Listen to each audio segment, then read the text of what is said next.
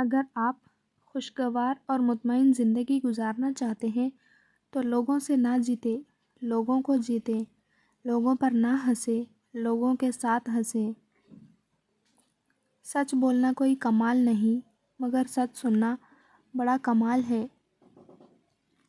کون کہتا ہے اللہ نظر نہیں آتا؟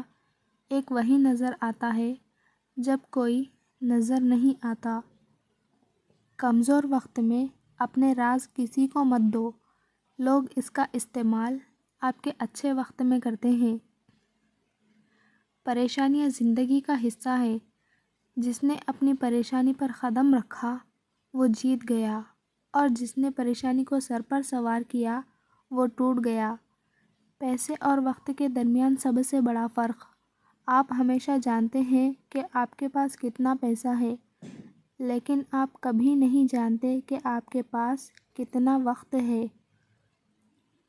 چراغوں سے نہ پوچھو کہ باقی تیل کتنا ہے، نہ ہی سانسوں سے پوچھو کہ باقی کھیل کتنا ہے۔ پوچھو صرف کفن میں سوئے ہوئے انسانوں سے، عمل زندگی میں ہو تو کفن میں چین کتنا ہے۔ لوگ اس کاغذ کو تو سنبھال لیتے ہیں جس پہ اللہ لکھا ہو، مگر اس دل کو توڑ دیتے ہیں جس میں اللہ بستا ہے۔